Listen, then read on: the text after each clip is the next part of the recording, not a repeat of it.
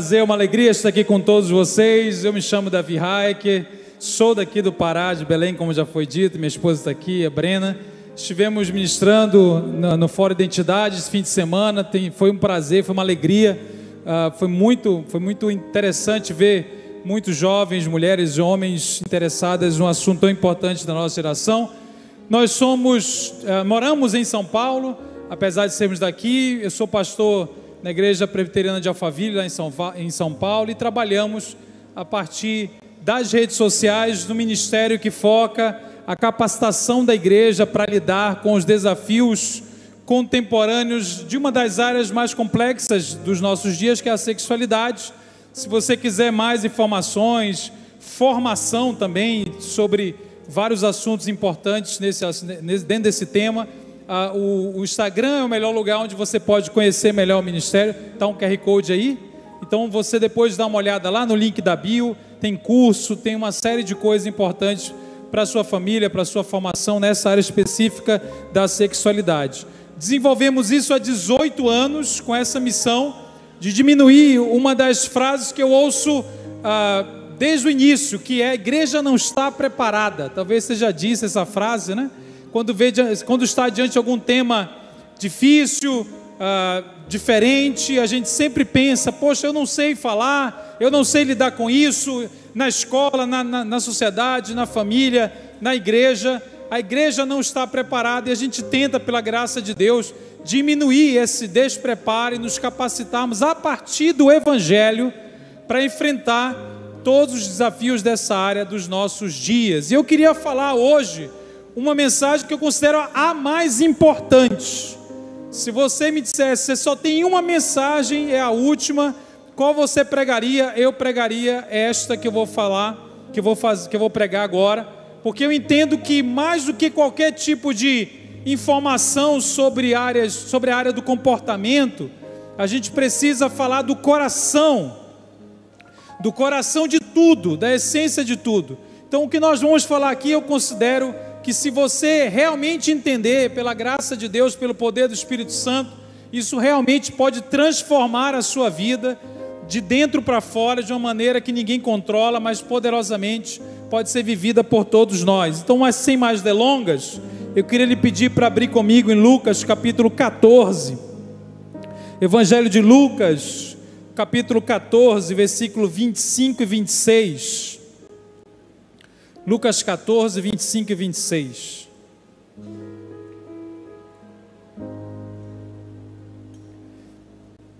Diz assim a palavra de Deus: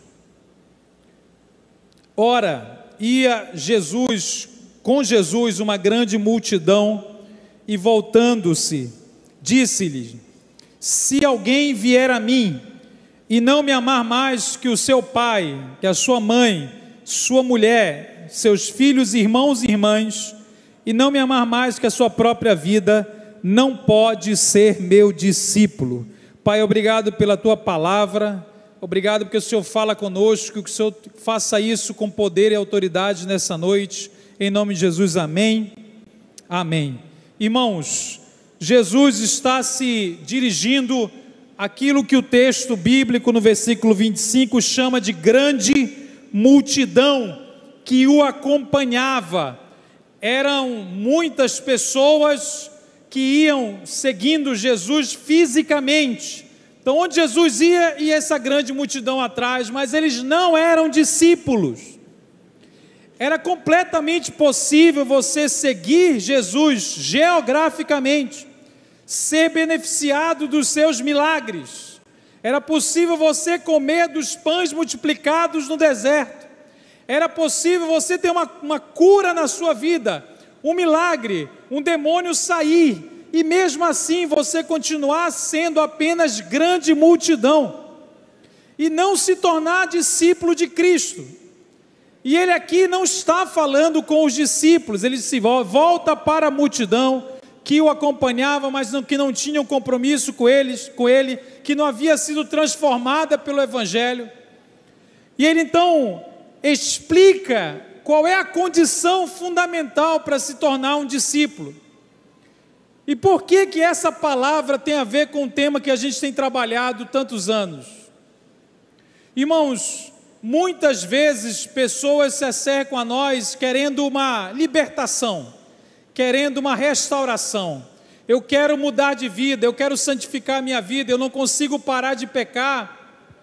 Como é que eu faço para abandonar algo que me produz prazer, mas que está em desobediência à palavra de Deus? Como é que a gente faz para ter uma vida santificada? Como nós fazemos para realmente experimentarmos uma vida diferente da vida mundana, em todas as áreas, inclusive na área moral, na área da sexualidade? E aí nós caçamos maneiras, formas de pensar o comportamento. Então, se eu fizer tal coisa, eu vou mudar. Como é que o ser humano muda?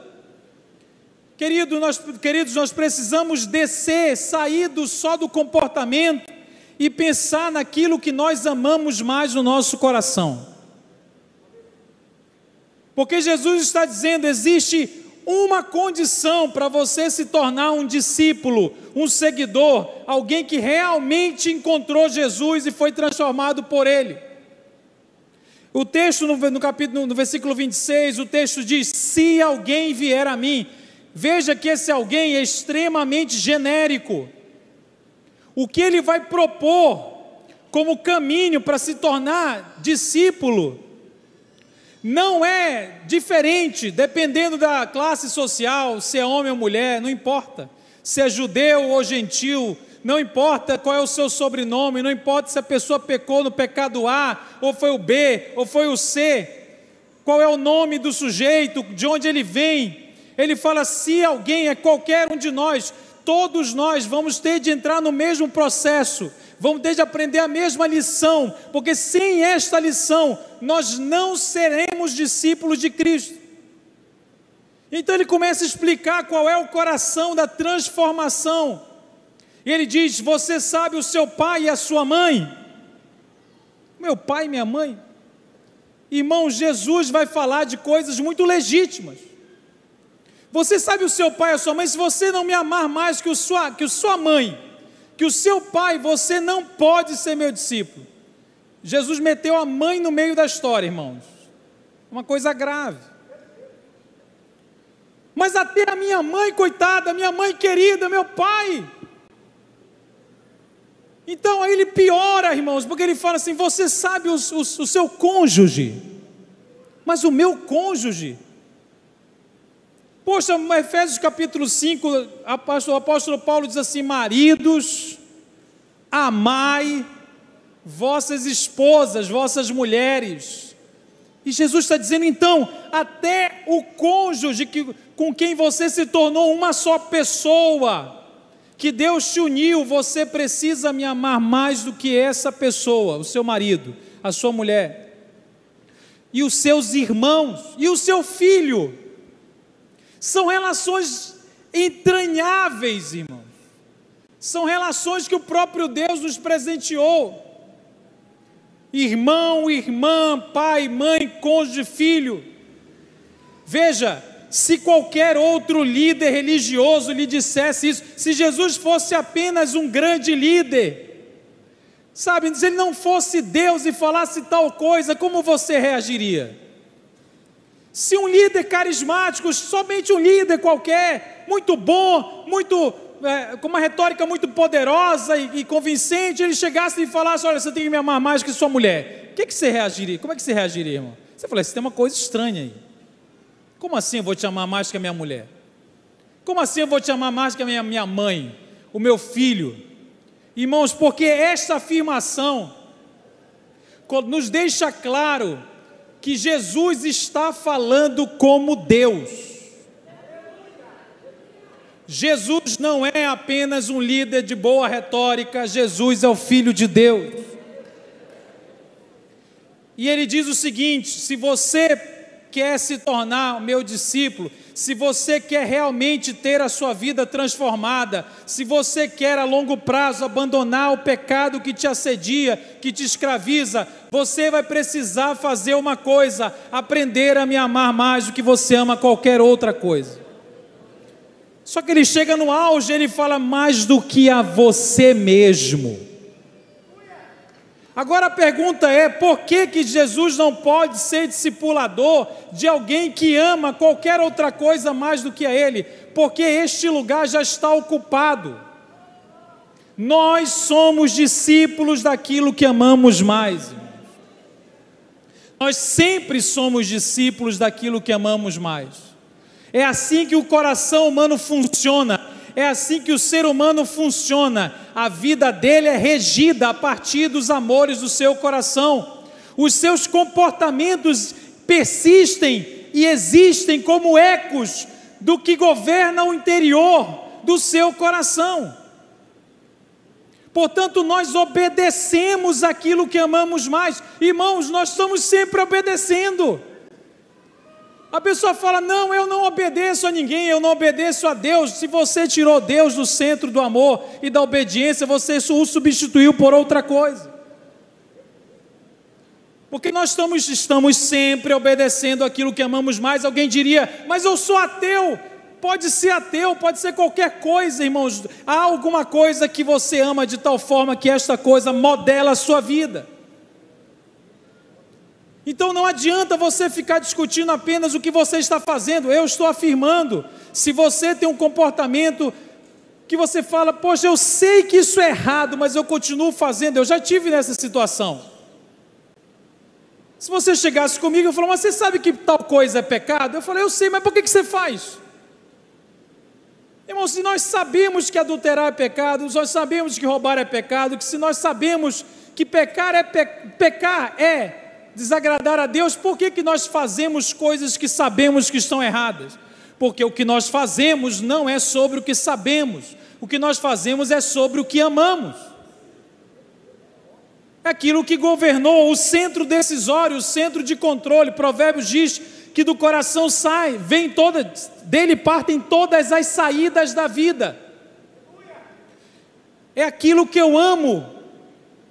É aquilo que eu amo. Agora deixa eu lhe dizer uma coisa. Marcos capítulo 12, Jesus resumiu toda a obediência a Deus em 2 mandamentos. Você deve lembrar quais são. O escriba perguntou, como é que eu resumo quais são os mandamentos mais importantes? É como se o escriba dissesse, se eu quiser obedecer a Deus em tudo, se eu quiser obedecer a Deus em cada milímetro quadrado da minha vida, se eu quiser obedecer a Deus em todas as áreas, o que é que eu faço? Por onde começo? E ele diz então, você deve amar a Deus e amar o próximo. Irmãos, embora essa seja aparentemente a resposta certa, não foi exatamente isso que Jesus disse. Ou melhor, não foi somente isso que Jesus disse. Porque alguns de nós, influenciados pelo conceito genérico de amor do mundo, acham que Jesus simplesmente falou assim, então ame a Deus. Ponto. Ame as pessoas. Irmãos, amar a Deus é fácil. Amar a Deus as pessoas até querem. O problema do mandamento é que ele não para aí, ele diz assim, ame a Deus de uma determinada forma. O problema do mandamento, o que nos confronta no mandamento não é amar Deus. Deus é muito legal, Deus é muito bom, as pessoas querem ser amigas de Deus, as pessoas querem ser multidão, mas o que te tira da multidão não é amar a Deus, é amar a Deus do jeito que Ele mandou. Porque o mandamento diz, amarás o seu teu Deus com todo o teu coração, alma, força e entendimento.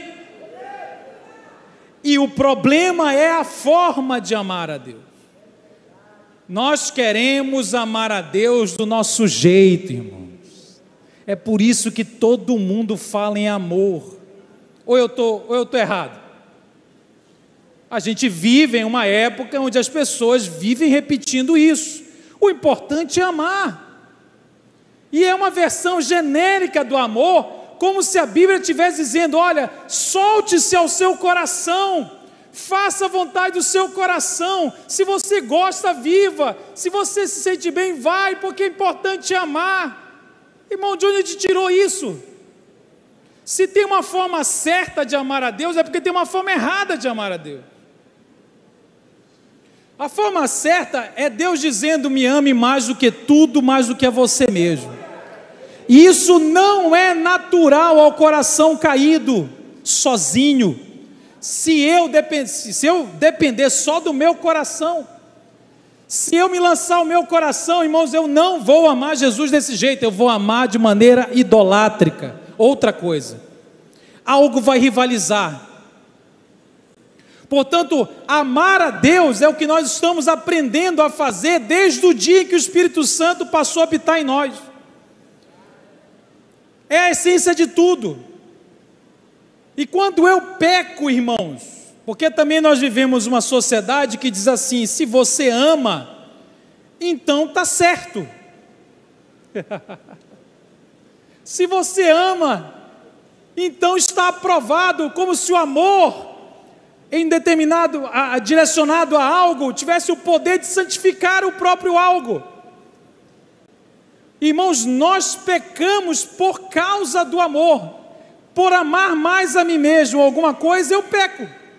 Então o amor não torna algo aprovado diante de Deus. O amor é a causa que me leva a pecar. O amor é o meu problema. Eu sou casado há 17 anos, se encontrar outra mulher e falar: agora eu amo outra pessoa, isso não vai mudar o fato de que isso se chama adultério. E o fato de haver o que eu chamo de amor, não torna aquilo correto, é o motivo pelo qual eu estou abandonando a Deus.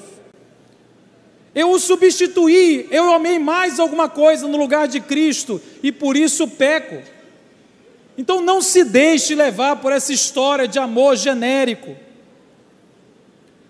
Na frase Deus é amor, a palavra mais importante não é amor, é a palavra Deus. Deus define o que é amar, como amar. Não é a tua experiência afetiva que você chama de amor que define a natureza de Deus. Então todo o jogo do nosso coração é a maior pergunta de todas, a pergunta que você precisa fazer: quem é que eu amo mais? Para quem eu vivo? Quem é que está no meu coração entronizado? Irmãos, se nós estamos diante dos nossos ídolos e dos nossos amores rivais, eu queria lhe dar 3 passos para lidar com isso. Primeira coisa que a gente precisa fazer, irmãos, nós precisamos identificar aquilo que temos amado mais do que a Cristo. Identificar. Essa identificação não é tão óbvia quanto parece.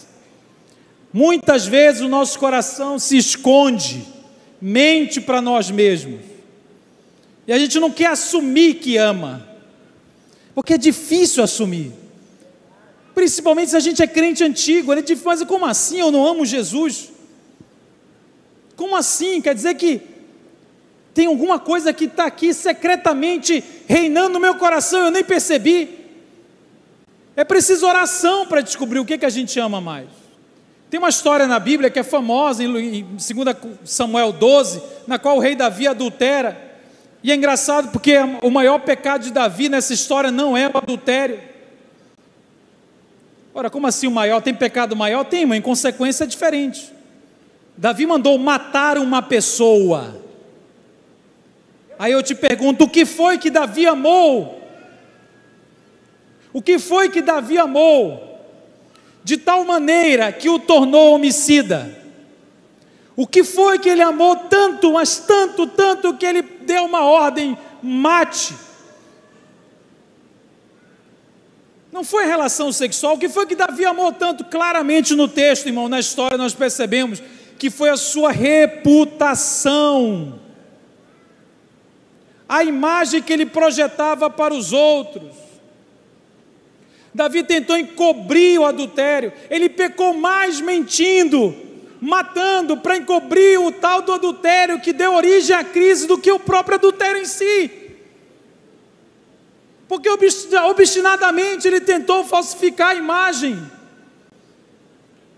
criar uma versão de consumo dos outros.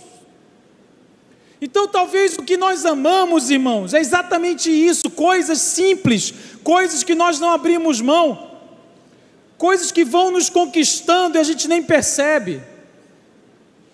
Nós precisamos identificar o que nós temos amado mais do que a Cristo. O que nós temos amado mais do que a Cristo? Eu tenho visto muitos líderes. Eu tinha um amigo pastor, eu sempre conto a história dele. Por anos a fio, escondeu vícios, pecados, tinha uma vida dupla. Construiu toda uma vida de mentira e de engano. Ele amou tanto a imagem que projetava. A gente cansa de ver isso. Enquanto a coisa está funcionando, todo mundo elogia, todo mundo bate palma. E aquilo vai te intoxicando. Peça ajuda, irmão. Peça ajuda. Se você está me ouvindo, Deus não tem para você uma vida secreta, dupla. Peça ajuda. Eu sei que é difícil, porque isso mexe com o nosso orgulho, mexe com o nosso coração. A gente não quer projetar, mas as cadeias que nos prendem podem ter a ver com o amor que nós temos sobre nós mesmos.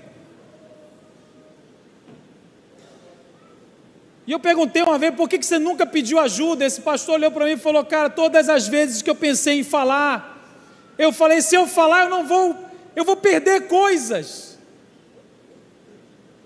Eu vou perder coisas, as pessoas não vão mais me olhar como me olham, não vão confiar mais em mim. O que nós temos amado tanto, que nos faz percorrer um caminho de trevas, irmão? Que Deus nos ajude a identificar. O segundo passo, irmãos, nós precisamos descredibilizar o nosso ídolo. O que é isso? Eu vou explicar o que é. Descredibilizar é tirar o crédito. Significa que algo que a gente ama mais do que a Cristo só é amado porque nós confiamos naquilo. Nós confiamos naquilo. Os profetas de Israel e os salmistas, eles ridicularizavam os ídolos que Israel depositava confiança. O Salmo 115, você deve lembrar, que fala, tem olho, mas não vê, tem boca, mas não fala, tem pé, mas não anda. O que o salmista está fazendo? Ele está ridicularizando o ídolo que Israel confiava. Aí você imagina, então ele está falando de estátua, de imagem. Não, irmãos, você sabe quem é a pessoa incompetente para realizar a própria vida? Somos eu e você. Ora, nós é que somos aqueles que não vemos, que não andamos, que não falamos. Se Deus não nos der vida, sentido e razão, nós somos fumaça, vaidade. Só que a gente confia muito no poder que nós temos, e fala assim, se eu tiver tudo o que eu quero, se eu casar com quem eu quero, se eu fizer tudo o que eu quero, do jeito que eu quero, todos os prazeres que eu busco, eu serei uma pessoa tão feliz. Porque no fundo, nós achamos que somos capazes de realizar a nossa própria vida independente de Deus. Independente de Deus. Muitas famílias me procuram e falam, pastor, conversa com a minha filha, ela foi criada na igreja, ela tem 16 anos e agora ela assumiu uma relação completamente errada, que a gente não sabe lidar com isso. E ela está se desviando, eu não sei o que fazer, porque ela está com relações completamente fora do que a gente imaginava. Ela foi criada na igreja, o que aconteceu? E os pais ficam preocupados com o comportamento do relacionamento, o comportamento sexual, que é uma questão importante, mas se eu te disser que não é a maior questão. Irmão, você sabe o que acontece na vida de muitos destes? Eles foram criados na igreja. Não quer dizer que isso acontece literalmente, mas metaforicamente, é como se um dia a pessoa acordasse, olhasse no espelho e falasse, sabe de uma coisa, a partir de hoje eu vou ver segundo o meu próprio coração. Eu estou afim, eu estou gostando, eu vou seguir meus desejos, afetos e vontades, eu vou dar vazão ao que eu sinto. E vou viver segundo o meu próprio coração. Irmão, me responda uma coisa, todos nós que estamos aqui presentes, se nós decidíssemos agora, vou fazer tudo que meu coração tem vontade, vou dar vazão a cada desejo, atração e vontade, o que aconteceria com cada um de nós? Todos nós pecaríamos. Seriam pecados iguais? Não. Seriam pecados diferentes saindo do mesmo lugar. Qual é o lugar? Da independência de Deus. De um coração caído que confia nele mesmo para resolver a própria vida e para chegar na felicidade. E esse é o problema da jovem. A maior questão da moça não é a relação dela, que o pai olha e fala: meu Deus do céu. A maior questão é: para quem você vive? Quem você ama mais? Em quem você confia para ser feliz? Se a resposta foi: eu confio em mim mesmo, esse é o maior dilema. Em quem nós confiamos? Tem uma passagem na Bíblia que é o jovem rico, irmão. O jovem rico chega até Jesus, você já deve ter ouvido falar dele. Jovem geralmente não tem muito dinheiro, mas esse era rico. Um jovem rico. E ele chega a Jesus e fala: Jesus, tudo bem? E o jovem rico era maravilhoso, pastor Felipe. O cara era bom, cumpridor dos mandamentos e rico, né? Muito bom. Era um cara que, se chegasse para casar com a sua filha, fala assim: olha, eu quero casar. Você fala: cara, casa comigo. Estou brincando, claro. Mas o cara era maravilhoso. O cara era muito bom. E ele chegou: Jesus, eu quero ser discípulo. Irmão, Jesus, ele falou o seguinte: você pega tudo que você tem. Mas tudo. Você pega tudo que você tem, acha um pobre em algum lugar. Deve ter um pobre perto aí. Aí você dá tudo que você tem para um pobre. Aí você me segue. Irmãos, o texto diz que ele fez as contas, irmão. E ele pensou assim, ele deve ter pensado, né? Mas aqui, peraí, deixa eu ver. Eu vou deixar todo o meu projeto de felicidade. Eu vou chamar desse jeito. Porque não é só o recurso financeiro, é a vida garantida. É o futuro no meu controle. Aí eu vou abrir mão disso e vou ter em troca Jesus. Mas Jesus me garante o quê? E se Ele não me fizer feliz? E se Ele não me fizer feliz? Mas Jesus, e aí, eu vou receber 3 vezes mais? Não, Jesus não está prometendo nada. Ele falou assim: você vai ser um discípulo. Você vai andar comigo. Irmãos, o jovem rico fez as contas. Talvez achou um pouco injusto demais. O texto bíblico diz que ele olhou nos olhos de Deus. Ele não estava falando com um pregador eloquente. Ele não estava falando com um anjo. Ele não estava falando com um apóstolo. Ele não estava falando com um vendedor. Um vendedor bom.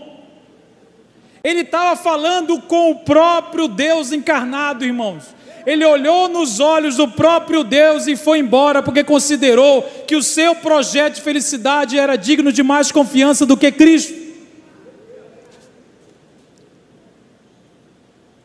A Bíblia diz que aquele que tenta salvar a sua vida, foi o que o jovem rico fez, ele salvou a sua vida. A perderá. Aquele que perder a sua vida, a salvará. Nós só temos amores rivais a Cristo porque confiamos nos poderes que supostamente eles têm de nos fazer felizes. Confiamos nos poderes supostos que têm de nos realizar, de nos redimir, para além de Deus, sem Deus. Então, se nós não assumirmos, se nós não tirarmos o crédito, nós não abandonamos a rivalidade, os amores rivais a Cristo. E por último, irmãos, nós precisamos substituir, além de identificar, descredibilizar, nós precisamos substituir aquilo que amamos no lugar de Cristo pelo próprio Cristo. Nós não abandonamos nada que não substituímos. Nós não abandonamos nada sobre o qual não colocamos no lugar Deus. Tem um dos textos da Bíblia que eu acho mais sensacionais, que é Hebreus capítulo 11. Você deve conhecer como Galeria dos Heróis da Fé. E tem um ato de fé que é interessante, porque não é um ato de fé glorioso, no sentido, não é um ato que fez estrondo, não é um ato que ressuscitou um morto, não é um ato que, conquistou uma cidade, não é um ato que matou milhares de inimigos, mas a Bíblia lá em Hebreus capítulo 11 diz que Moisés, quando adulto, pela fé, ele fez uma coisa, ele preferiu sofrer com os escravos israelitas do que usufruir dos prazeres transitórios do pecado como neto de Faraó, que era o maior governante do mundo da época. E eu te pergunto, a pergunta que eu fiz lá no início, como é que alguém abandona os prazeres transitórios do pecado? Moisés vai nos ajudar, irmão. O que ele fez? O que eu tenho de fazer para abandonar uma coisa que gera prazer? Ele preferiu sofrer do que ficar lá sentado no lugar de neto de Faraó. E o texto bíblico diz, porque ele viu a Cristo. Moisés lá do Velho Testamento viu a Cristo. E ao ver a Cristo, a Bíblia diz que ele viu a recompensa. A recompensa não é um negócio que Cristo dá, a recompensa é o próprio Cristo. E por causa da visão que ele teve de Cristo, os seus ídolos se tornaram ridículos. Talvez para você, aquilo que você ama tanto, que está governando a sua vida, parece muito se assemelha muito a Cristo, porque você não sabe quem Cristo é, a visão que você está tendo de Cristo é muito pequena. Aí parece meio a mesma coisa, sabe? A vida governada pelo meu coração, a vida governada por Cristo, parece a mesma coisa. Cristo é uma religião. Como assim? Não é que Cristo é a minha religião, eu virei evangélico. Irmãos, Moisés, quando teve um vislumbre do que significa ter a Cristo, ele imediatamente abandonou o que gerava prazer, porque a recompensa, a felicidade, o gozo, a alegria, a experiência de prazer com Cristo, expulsou os amores rivais. Você não expulsa os amores rivais se você não colocar uma coisa no lugar que for dominando o coração, e é como se isso literalmente vai dominando e tirando, e isso vai saindo do seu coração à medida que Cristo se torna aquilo que é a sua vida. Quem tem o Filho tem a vida. Portanto, não há nada que fique de pé depois da visão de quem é Cristo. Basta um vislumbre de quem é Cristo e os nossos ídolos se tornam ridículos. Que Deus nos ajude, irmãos, a cada um de nós. Se você quiser ser um discípulo, se eu quiser ser um discípulo todo dia, nós temos que estar dispostos. E eu aqui concluo. Nós precisamos estar dispostos. Não importa o que você sente, o que você já viveu, as suas tentações, nós temos que estar dispostos todos os dias a amar a Cristo mais do que a tudo, mais do que a nós mesmos. Que Deus nos ajude a identificar, que Deus nos ajude a entender que a gente pode ter tudo, se não tiver a Cristo, nós temos simplesmente o vazio. E parar de confiar no vazio. E que Cristo possa fascinar o nosso olhar de tal forma que nada mais fascine.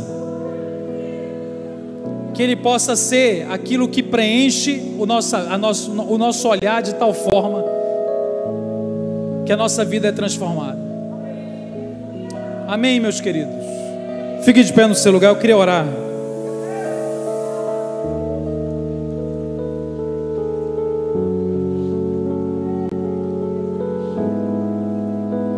Pai, obrigado pela Tua palavra.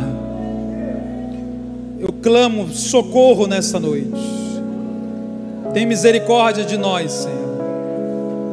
Tem misericórdia do nosso coração. Veja aquilo que amamos, Senhor, por favor, nos tira desse lugar. Tem misericórdia de nós, nos dê coragem. Nós queremos ser discípulos de Jesus. Aqueles aqui que estão na multidão, que se convertam em discípulos comprometidos contigo. A começar em mim, Senhor, nos ensina todo dia o que significa te amar acima de tudo. Para a glória do teu nome, em nome de Jesus, amém. Amém.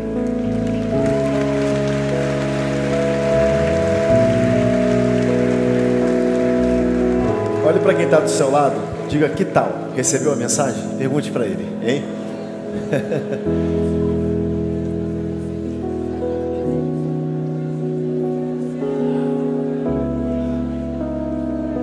Que palavra.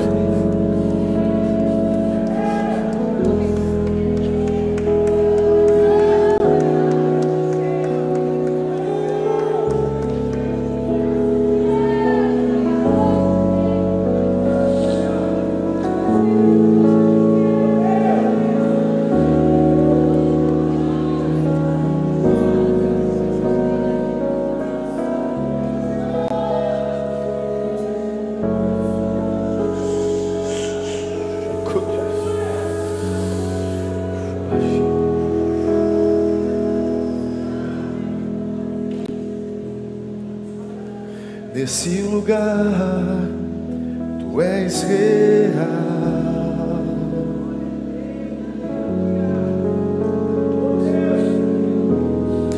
Vou me entregar totalmente.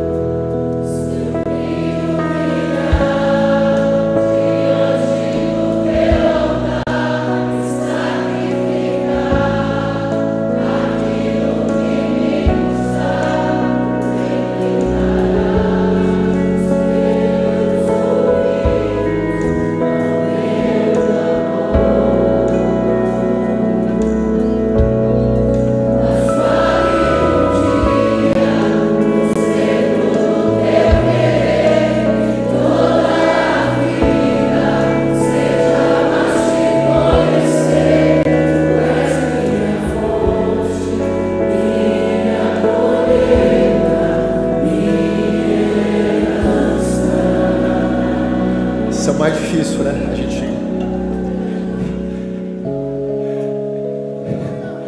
A gente reconhecer às vezes que tem algo ocupando o lugar que não precisava ocupar. Talvez você esteja aqui hoje e Deus falou ao seu coração. E Deus confrontou a sua alma. E talvez o que você precise quebrar é a sua autossuficiência. Eu não preciso de Deus, eu não preciso de auxílio. Rompa do seu lugar e vem aqui à frente. Vem em nome de Jesus. Você que precisa de salvação, de vida eterna. Você que está tentando do seu jeito, enxugando o gelo, e você sabe, perdendo tempo precioso da sua vida e da sua família, porque só Jesus pode te ajudar, só Jesus pode socorrer você. Rompa do seu lugar e vem aqui à frente. Eu estou convidando quem precisa de salvação, de reconciliação, de transformação, de vida eterna, colocar Jesus para dirigir a sua vida. E você sabe quem você é. Durante toda a mensagem algo foi mexendo o seu coração, confrontando. Essa foi uma mensagem de confronto aqui nessa noite. Deus te abençoe. Pode vir, venha do jeito que você tiver. Venha com seus pecados, venha com as suas falhas, venha com seus erros. Como você, Deus te abençoe. Tem muita gente vindo. Pode romper do seu lugar e vir à frente em nome de Jesus. Tem gente dizendo assim: pastor, eu vou primeiro resolver meus problemas, eu vou resolver tudo que eu tenho para me aproximar de Jesus, porque do jeito que eu estou, eu não consigo nem me aproximar. E é justamente o contrário. Você primeiro se aproxima de Jesus, Ele te fortalece. você primeiro coloca Ele no lugar de autoridade. Ele é Senhor da sua vida. Você vai começar a ter força para mudar a sua história. Rompa do seu lugar, em nome de Jesus. Venha com a sua família. Pode vir, eu estou desafiando. É você que eu estou chamando. E você sabe quem você é. Talvez não haja tempo amanhã de você tomar essa escolha. Deus te abençoe. Pode vir gente com lágrimas. Pode vir. Há um espírito de transformação aqui nesse lugar. Pode vir em nome de Jesus. Venha. Corra. Se eu fosse você, eu voava do lugar que eu estou agora. Você que está em casa agora me acompanhando pela Boas Novas também, é para você esse desafio, esse convite. Deixa eu orar por você. Deixa eu orar por você. Venha, venha, venha, venha, venha, venha. Deus te abençoe.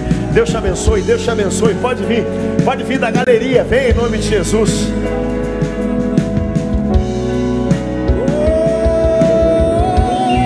Se eu me humilhar diante do teu altar e sacrificar aquilo que me custar, tu inclinarás os teus ouvidos ao meu clamor. Mas vale um dia no centro do teu querer, que toda a vida Seja mais te conhecer, tu és minha fonte, minha colheita, minha herança. Deus te abençoe, seja bem-vinda. Ainda tem lugar para você. Venha, venha, venha, venha. Venha, venha, ainda tem lugar para você. Venha, venha, venha, venha, venha. Nós já vamos terminar, mas ainda tem lugar para você aqui hoje. É o teu amor, minha herança é o teu amor. Deixa eu ver o tempo central. Diga novamente, bem forte isso. Declare.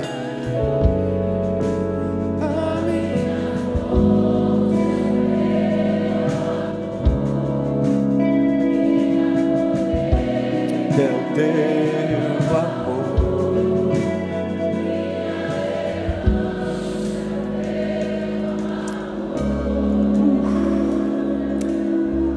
Tem aquelas mensagens que se prega e aí a gente para. É o selar. Deixa eu processar aqui o que eu recebi. Se você sair daqui hoje, colocar um pouquinho disso em prática.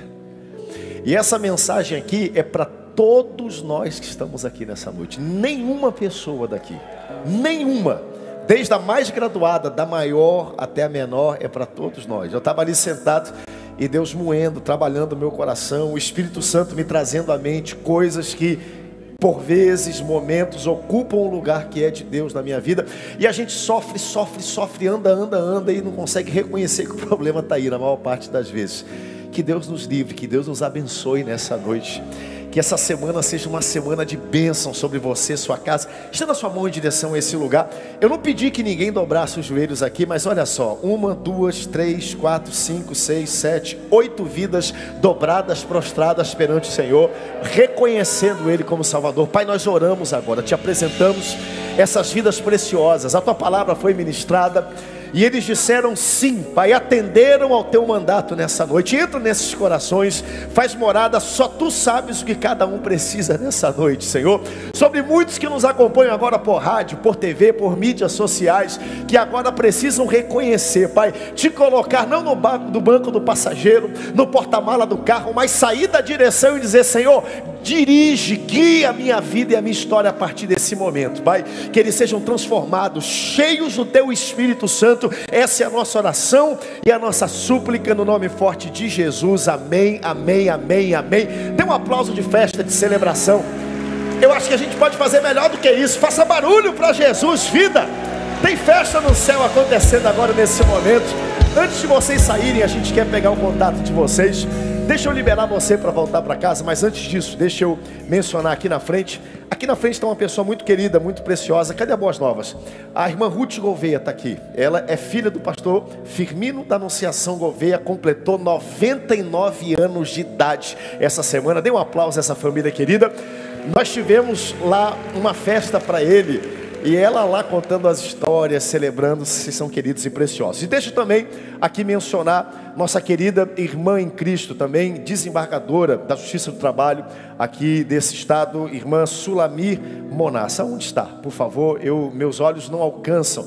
Está lá no cantinho ela, sentada, tão querida, tão preciosa, tão amada por todos nós. Está ali, ó. Eu digo que ela é minha amiga, né? Quando a gente senta para conversar nas festas, sempre nos prestigia.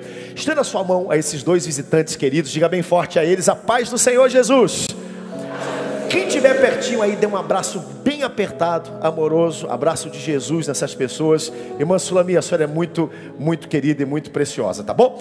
Acessem as mídias aqui, coloca de novo do Davi. Não é Brena, é Brenda, com D. Então eu que estou errado. Tá certo, coloca aqui as mídias de novo, tá bom? Por favor, tá bom? Sigam, vou pedir, ó, pode colocar aqui. Sigam, acompanhem o trabalho que eles fazem. Como o Davi já é daqui, ele vai ter que fazer um compromisso com a gente, tá aqui pelo menos 2 ou 3 vezes por ano. O que vocês acham? Hein? Fechado? Para ele não vai ser prejuízo nenhum vir aqui na terra.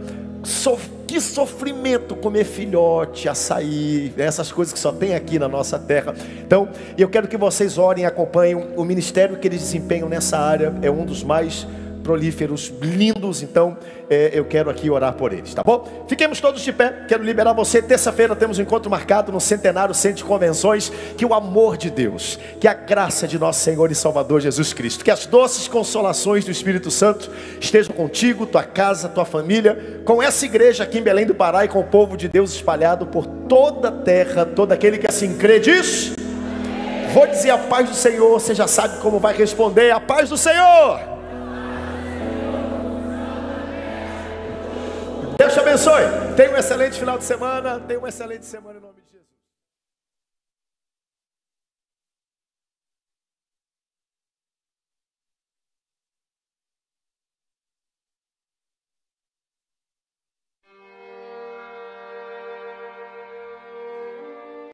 Esta é a vida eterna, que te conheçam, o único Deus verdadeiro, e a Jesus Cristo a quem enviaste. João 17:3.